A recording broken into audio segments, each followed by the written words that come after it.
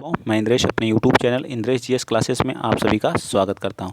तो दोस्तों आज हम लोग क्या देखेंगे, मैथ का जो हम लोगों का टॉपिक चल रहा था मैथ का, उसके जो क्वेश्चन देखेंगे। ठीक है, मैथ का जो प्रैक्टिस सेट चल रहा था उन सभी का क्या देखेंगे, मैथ्स का। ठीक है, जिसमें हम लोग क्या 15 क्वेश्चन करते हैं। तो जो हमारे क्या है, अब इसमें हम लोग PYQ ही कर रहे हैं। ठीक है, जो हमारे प्रीवियस ईयर के आए हुए हैं, क्योंकि एक दिन में बहुत ज़्यादा क्वेश्चन किया नहीं जा सकता है। ठीक है, और इसमें मिक्स हैं। ठीक है, तो सभी तरह के क्वेश्चन को हम लोग अटेंड करेंगे। ठीक, चलिए आज का क्वेश्चन नंबर कौन सा देखते हैं, 121। देखिए क्या कह रहा है, 121 क्या कह रहा है, देखिए क्वेश्चन नंबर, चावल और गेहूँ 42 किलोग्राम जो है मिश्रण में चावल और गेहूं का अनुपात। तो क्या कर रहा है, चावल का जो है, चावल तो इनकी जो मिक्स मात्रा कितनी दी गई, 42 दी गई है। गेहूं और चावल का अनुपात देखिए कितना दिया गया है, गेहूं और चावल का। ठीक है, चावल। ठीक, तो पहले चावल लिखा है तो मैं पहले ही सब कुछ कर देता हूँ। ठीक है, ताकि जो आपको दिक्कत ना हो, उल्टा पुल्टा लिखने पे आपको समझ में नहीं आएगा। ठीक, देखिए क्या दिया गया है, ऊपर से मैं लिखता हूँ। ठीक है, चावल और किसका, गेहूं का अनुपात। ठीक है, गेहूं का अनुपात कितना दिया गया, 5 कितना दिया गया, 2 दिया गया है। ठीक, और टोटल इनकी मात्रा कितनी दी गई है, 42 दी गई है। ठीक है, कितनी दी गई है, 42 दी गई है। और यहाँ पे टोटल इनकी मात्रा, गेहूं और चावल की टोटल मात्रा के अनुपात कितना हो जाएगा, टोटल मैं यहाँ लिख दे रहा हूँ, टोटल गेहूं और चावल की टोटल 7 हो गया। तो 7 बराबर हम किसके लिख सकते हैं, टोटल हमें दिया गया 42, तो 7 बराबर किसके हो जाएगा, 42 के। तो 1 बराबर क्या आ जाएगा, 42/7। तो कितना आ जाएगा, 7 छक 42।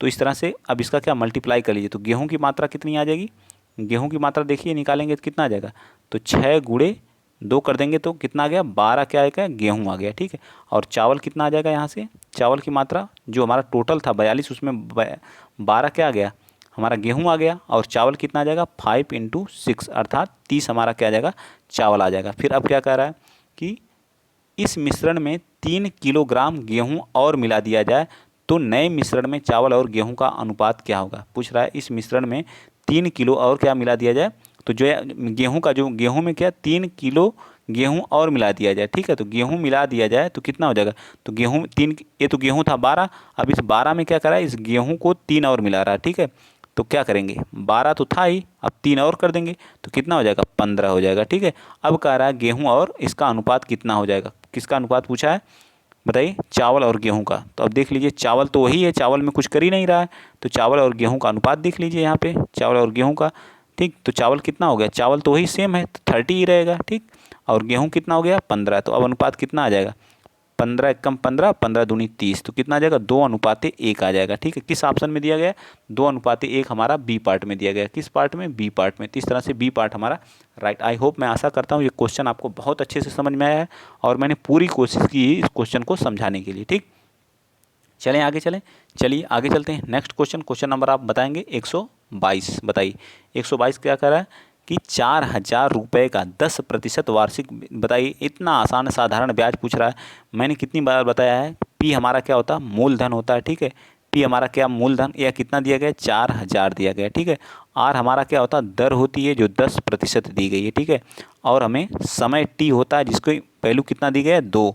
और हमें एसआई पूछा है, एसआई का मतलब क्या था, साधारण ब्याज जिसको बोलते हैं, ये हमें पूछा है। तो एसआई बराबर क्या हो जाता है, मैं फार्मूले से ही बता रहा हूँ और आसानी से इसको किया जा सकता है, P × R × T अपान क्या हो जाए, 100 होता है। ठीक है, तो अब इसमें वैल्यू आप जिसकी जिसकी पता है पुट कर दीजिए। P कितना है, 4,000 है। ठीक, 4,000 है, और 10 है, R और 2 कितना है, समय है। ठीक, 2 कितना दिया है, समय दिया गया, तो अपान कितना आ जाएगा, 100।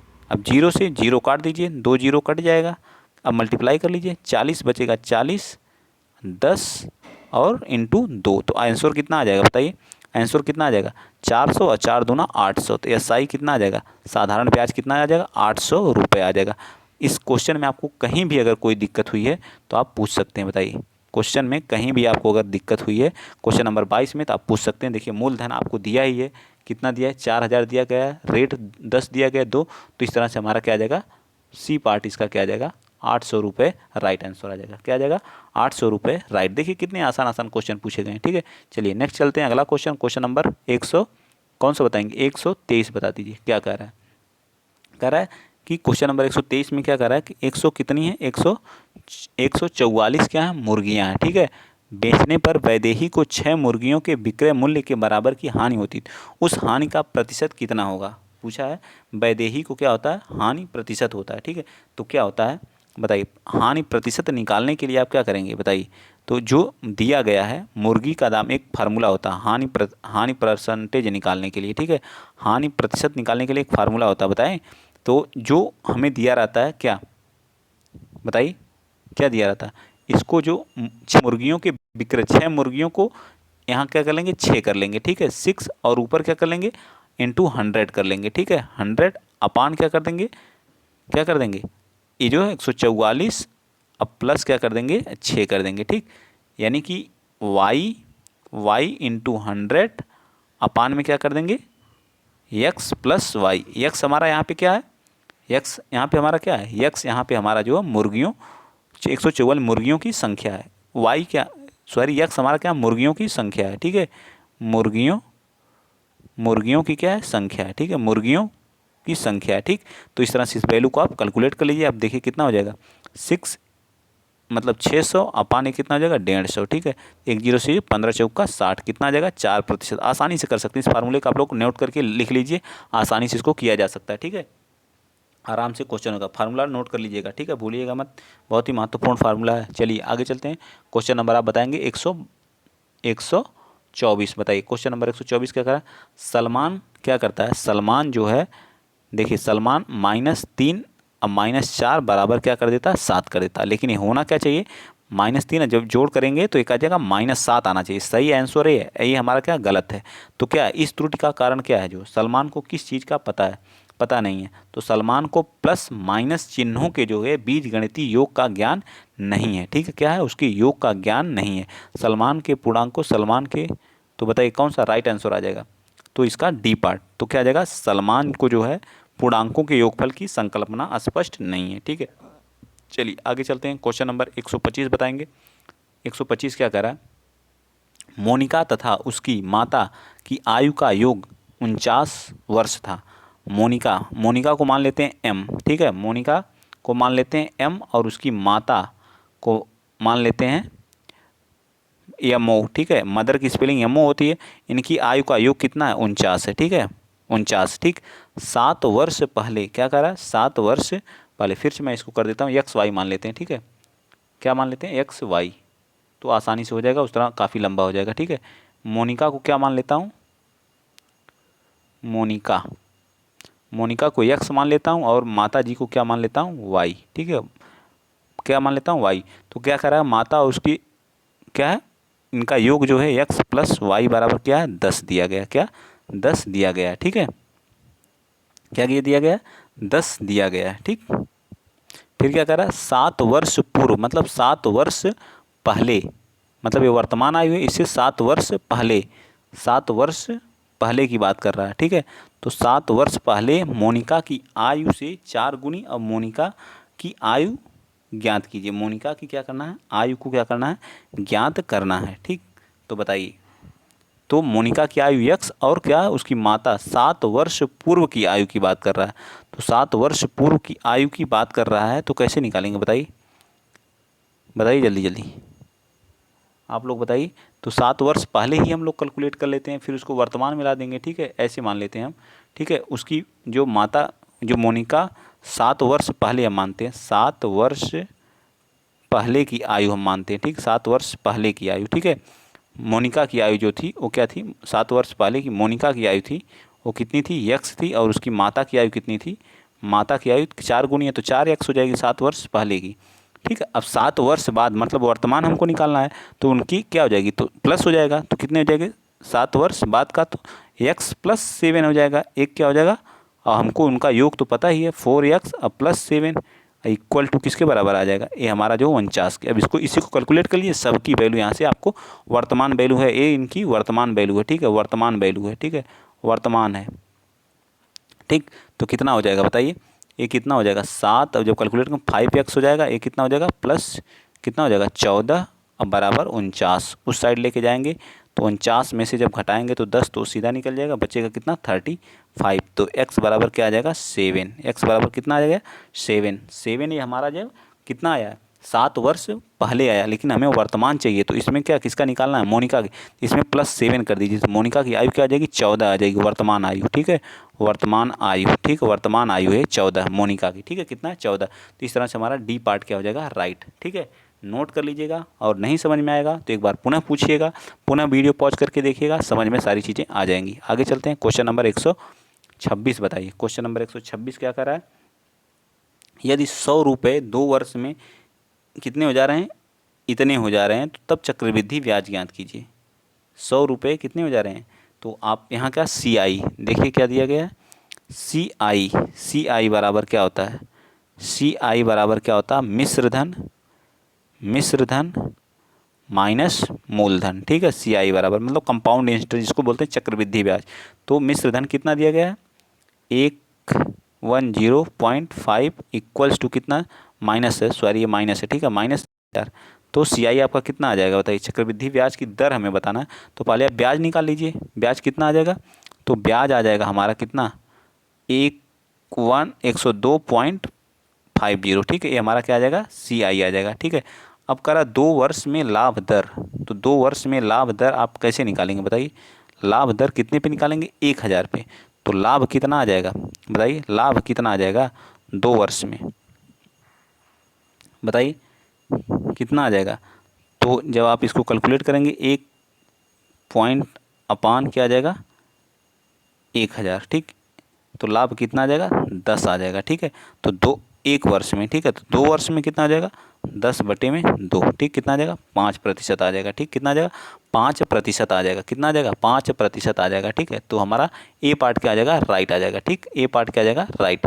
अगर ये क्वेश्चन नहीं समझ में आया होगा तो फिर से आप एक बार इस क्वेश्चन को सॉल्व करिएगा। ठीक है, चलिए, ये क्या है, बॉड मॉस का रूल से आप इसको क्या कर सकते हैं, कैलकुलेट कर सकते हैं। सबसे पहले हम क्या करते हैं, ब्रैकेट को तोड़ते हैं, फिर उसके बाद भाग को। ठीक, तो पहले ब्रैकेट देखिए, ये क्या, -30, किसको -30 को बाहर ही लिख लीजिए, -30 इंटू बड़ा वाला ब्रैकेट है, पहले इसको कैलकुलेट कर लीजिए, बड़ा वाले ब्रैकेट को कैलकुलेट करेंगे तो कितना आ जाएगा, 10 आ जाएगा। ठीक, कितना आ जाएगा, 10। ठीक है, 10, वो भी +10 आएगा। ठीक, और ये कितना आ जाएगा, प्लस, और भागे भागे प्लस ही आएगा। ठीक, भाग दे दीजिए 29 से, तो 7 9 63, मेरे ख्याल से 7 बार आएगा, कितना बार आएगा, 7 टाइम्स आ जाएगा। ठीक है, और ये कितना हो जाएगा, भाग देके कैलकुलेट करके देखिए, 7 9 63, हाँ मेरे ख्याल से तो यही आएगा। अब ये कितना हो जाएगा, 7 ही आएगा। ठीक, अब इसको करेंगे तो ये -300, आराम से करते चलिए, +7, तो कितना आ जाएगा, 200 -293 आ जाएगा। ठीक है, तो इस तरह से हमारा डी पार्ट, ये आसानी से वाला क्वेश्चन कर सकते हैं। ठीक, चलिए आगे चलते हैं, नेक्स्ट क्वेश्चन, क्वेश्चन नंबर 128 बताइए क्या कह रहा है। 128वां क्वेश्चन कह रहा है कि 70 फिर 0 40 फिर 000 फिर सॉरी पूरा लिखा गया है, ठीक है, को मानक रूप में किस प्रकार लिखा जा सकता है, बताइए कैसे लिख सकते हैं इसको, जो तो इसको हम क्या लिख सकते हैं बताइए, 1 2 3 4 5 6 7 8 9 10 11। ठीक है, तो आप कितना 7.004 इंटू 10 की पावर कितना हो जाएगा, फिर से कैलकुलेट करिए, देखिए कितने हैं, 1 2 3 4 5 6 3 6, अच्छा 4 10, 10 की पावर क्या आ जाएगा, 10 आ जाएगा। ठीक, क्या आ जाएगा, 10 आ जाएगा। तो इस तरह से राइट आंसर क्या आ जाएगा बताइए, जो मैंने लिखा है ये बहुत आसानी से आप लिख सकते हैं। तो इस तरह से हमारे सी पार्ट इसका क्या आ जाएगा, राइट आ जाएगा। बहुत आसानी से अगर आपको आ रहे हैं तो ये सारे क्वेश्चन आपको आसानी से लिख सकते हैं। बताइए देखिए किस तरह से क्वेश्चन पूछे गए। अब इसमें क्या बताना, बहुलक बताना है, बहुलक कितनी, जिसका कई बार रिपीटिशन होता है वही हमारा बहुलक हो जाएगा। तो देखिए 29 कितनी बार आया है, 29 कितनी बार आया है बताइए, 1 बार 2 बार, कितनी बार आया, 2 बार आया। ठीक, 29 कितनी बार आया, 2 बार आया। 25 1 बार, 38 1 बार, सॉरी 2 बार। ठीक है, 38 कितनी बार आया, 2 बार। 38 29 कितनी बार, 22 कितनी बार आया, 1 बार। तो जिसका सबसे ज़्यादा बार क्या आएगा, तो बहुलक क्या होगा बताइए इसका, 29 25 38 22 38 29। बताइए अब इसका बहुलक अब बताइए क्या आ जाएगा। इसमें एक मिसप्रिंट हुआ है, 38 एक बार और है। ठीक है, 38 एक बार इसमें और है। ठीक है, थोड़ा सा टाइपिंग मिस्टेक है यहाँ, 38 एक बार और है। ठीक है, तो 38 कितनी बार आया, 3 बार आया। ठीक है, तो इस तरह से हमारा बहुलक क्या आ जाएगा, बी पार्ट हमारा क्या आ जाएगा, राइट आ जाएगा। ठीक, थोड़ा सा मिसप्रिंट है उसमें जो है 38। चलिए क्वेश्चन नंबर 130 बताइए भाग देना है। इस क्वेश्चन को आप बताइए कैसे करेंगे, बताइए फटाफट, इस क्वेश्चन को आप कैसे करेंगे, जल्दी बताइए कैसे करेंगे, फटाफट बताइए आप लोग इसको, जो है क्वेश्चन नंबर कैसे करेंगे। क्यूब कर देते हैं, ठीक है, इस 3 को अंदर ले जा करके क्या कर देते हैं, क्यूब कर देते हैं, तो ये कितना हो जाएगा, ये कितना लिखा गया है देखिए, इसको 0.00729 रहने दीजिए, ठीक है। अब माइनस क्या कर दीजिए, 3/4 इंटू है ये है, तो इसको जब अंदर ले जाएंगे तो क्या हो जाएगा, इसका जब क्यूब करेंगे तो कितना हो जाएगा, बताइए, क्यूब करेंगे तो कितना हो जाएगा, तो क्या आ जाएगा 0.00, ठीक है, और 2729 इन कोष्टक बंद हो जाएगा, ठीक है। जब इसका क्यूब करेंगे अंदर वाले 0.09 का, तो -1/4 आ जाएगा, क्या आ जाएगा, 1/4 आ जाएगा, ठीक है, आ जाएगा। जब इस सब को कैलकुलेट करेंगे देखिए क्या आ जाएगा, यहाँ दशमलव नहीं लगेगा, ठीक है, दशमलव यहाँ पे लगेगा, ठीक, दशमलव यहाँ पे, सब सेम हो गया।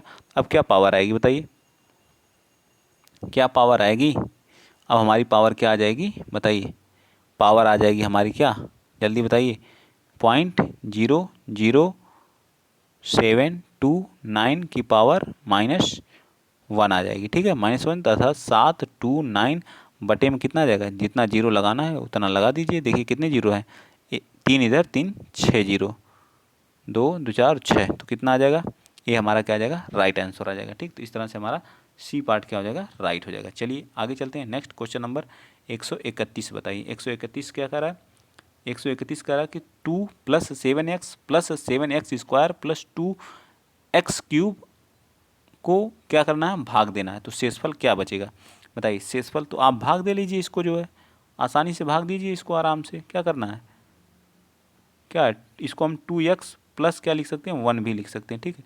अब इसको सबसे बड़ी पावर में कन्वर्ट करते हैं, सबसे बड़ी पावर कौन है, 2x³ है, ठीक है, 2x³ है, प्लस क्या है 7x² है, प्लस क्या है 7x है, प्लस क्या है 2 है। तो कितनी बार जाएगी, तो मैं इसको 2 बार x² बार ले जा रहा हूँ। जब x का मल्टीप्लाई होगा तो x³ तो क्या आ जाएगा, 2x³ हो जाएगा। फिर इस 1 का इसमें मल्टीप्लाई करेंगे तो कितना आ जाएगा, x² आ जाएगा, ठीक है। अब क्या करेंगे, साइन चेंज कर दिए, इस साइन बदलेगा, ए भी साइन बदलेगा, तो एक कट गया, इस वाले में से प्लस में से माइनस जाएगा तो कितना आ जाएगा बताइए, तो क्या आ जाएगा 6x² अब प्लस 7x, ठीक। अब कितनी बार ले जाऊँ, अब ले जा रहा हूँ मैं जो है कितनी बार, 3 बार, ठीक है, 3x बार ले जा रहा हूँ, तो कितना हो जाएगा 6x², ये कितना हो जाएगा प्लस 3x हो जाएगा, ठीक है। और फिर साइन चेंज करूँगा, साइन ए वाला ये, तो कितना आ जाएगा 4x आ जाएगा, ठीक है, 4x और +2 आ जाएगा। अब कितनी बार ले जाऊँ, +2 बार ले जाता हूँ मैं, ठीक है, +2 बार ले गया, एक कितना हो गया 4x हो गया, एक कितना आ जाएगा +2 आ गया, माइनस चिन्ह किया तो शेषफल क्या आ जाएगा 0, शेषफल क्या आया 0, भागफल कितना आया, भागफल ऊपर है देखिए, x² + 3x + 2, तो किस ऑप्शन में दिया गया है बताइए, तो हमारा सिर्फ किस में दिया गया है बताइए, x² + 3x + 2, ये हमारा दिया गया है सिर्फ जो हमारा सी पार्ट में। तो इस तरह से इसका क्या आ जाएगा, राइट आंसर क्या आ जाएगा, सी पार्ट हमारा क्या आ जाएगा, राइट आ जाएगा, ठीक। आई होप, मैं आशा करता हूँ कि सारी चीज़ें आपको समझ में आ रही होंगी। बहुत ही बेहतरीन सोचिए कैसे कैसे क्वेश्चन पूछ रहा है, कितने इंपॉर्टेंट क्वेश्चन है ये सभी जो है। चलिए अगला क्वेश्चन बताइए, यदि दो धनात्मक संख्या a और b के बीच समांतर माध्य तथा गुणोत्तर माध्य क्रमशः 10 और 8 हैं तो संख्या ज्ञात कीजिए। समांतर और गुणोत्तर माध्य क्या है, 8 हैं। तो समांतर माध्य बराबर क्या होता है बताइए, समांतर माध्य बराबर क्या होता है बताइए, दो संख्याओं का तो क्या a + b/2, ठीक है। तो क्या हो जाएगा, दोनों संख्या कितनी है 10 और 8 हैं, तो कितना हो जाएगा 10 और 8 कितना हो जाएगा बताइए, 132 का ऑप्शन से चेक करते हैं ना, तो संख्या क्या आती है, तो आएगा हमारा गुणोत्तर माध्य। तो कौन सी संख्या में ले, पहले का लेंगे जो है तो कितना आएगा 2 + 6, तो आएगा ही नहीं जो, ठीक है। तो ये आप पार्ट वैसे गलत हो गया, ठीक है। बी पार्ट कितना आ जाएगा 4 12, ये भी नहीं होगा, 8 4 12 ये भी नहीं होगा, 10 आना चाहिए, तो माध्य कितना, समांतर माध्य कितना चाहिए 8 आना चाहिए, 10 आना चाहिए। ये क्या आ जाएगा, बी पार्ट हमारा 16 + 4 = 2, तो कितना आ जाएगा 10, समांतर माध्य 10 आ गया, ठीक है, समांतर माध्य 10 आ गया। और गुणोत्तर माध्य क्या होता है, गुणोत्तर माध्य √ होता है, गुणोत्तर माध्य, ठीक है, गुणोत्तर माध्य। पहले ए और बी होता है, ठीक है। तो इसका गुणोत्तर माध्य क्या आ जाएगा 4 × 16, तो क्या आ जाएगा इसका, जब बाहर कैडी से आएगा तो 2 बाहर आएगा, इसमें से क्या आ जाएगा 4, तो 8 आ जाएगा, ठीक है। देखिए इस तरह से हमारा क्या आ जाएगा बी पार्ट। ऑप्शन से भी आप कर सकते हैं, देखिए ऑप्शन से ही किया गया है, ठीक। चलिए नेक्स्ट चलते हैं अगला क्वेश्चन।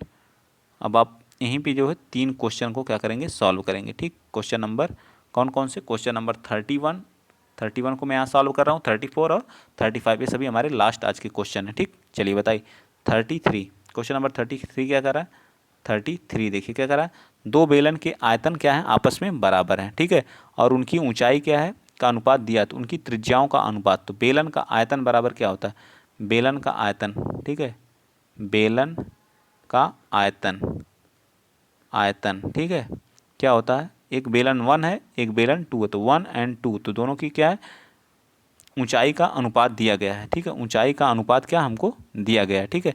तो हम क्या पाई आर क्या होता है बताइए, बेलन की बात करें पाई आर 1 स्क्वायर इंटू क्या हो जाएगा H1 equal to pi R2 square into H2, ठीक है।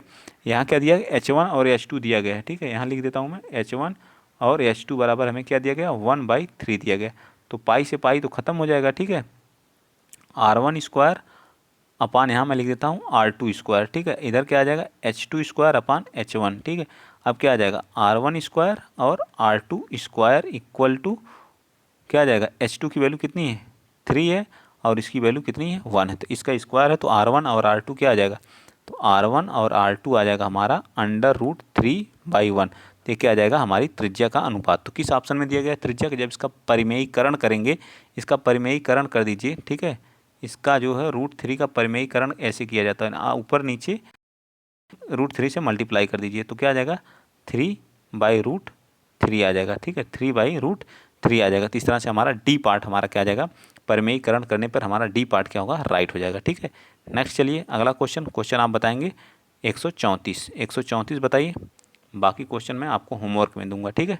चलिए क्वेश्चन बताइए 134 बताइए, क्या कह रहा है कि 1296 का वर्गमूल क्या होगा, बताइए 1296 किसका वर्गमूल है, आप इसको तो कैलकुलेट ही कर सकते हैं, ठीक है। अब इसको तो मैं नहीं बताऊंगा, तो क्या 36 का है, मैं बता दे रहा हूँ इसको, वर्गमूल आपको आना चाहिए भाई, ठीक है।